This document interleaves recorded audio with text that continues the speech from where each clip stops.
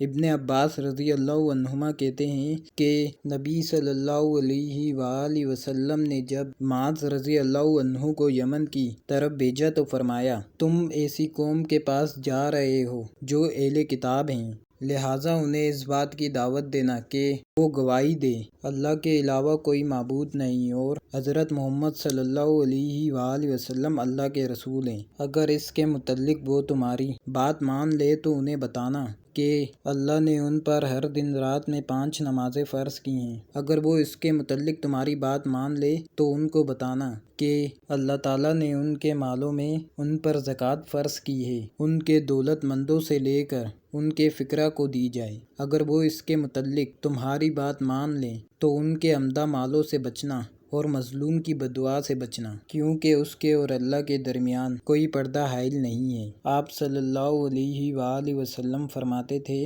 کہ اگر کسی شخص کے دروازے پر نہر جا رہی ہو اور وہ روزانہ اس میں 5 دفعہ نہائے تو تمہارا کیا گمان ہے؟ کیا اس کے بدن پر کچھ بھی میل باقی رہ سکتا ہے؟ صحابہ نے عرض کی کہ نہیں یا رسول اللہ، ہرگز نہیں۔ آپ صلی اللہ علیہ وآلہ وسلم نے فرمایا کہ یہی حال 5 وقت کی نمازوں کا ہے کہ اللہ پاک ان کے ذریعے سے گناہوں کو مٹا دیتا ہے۔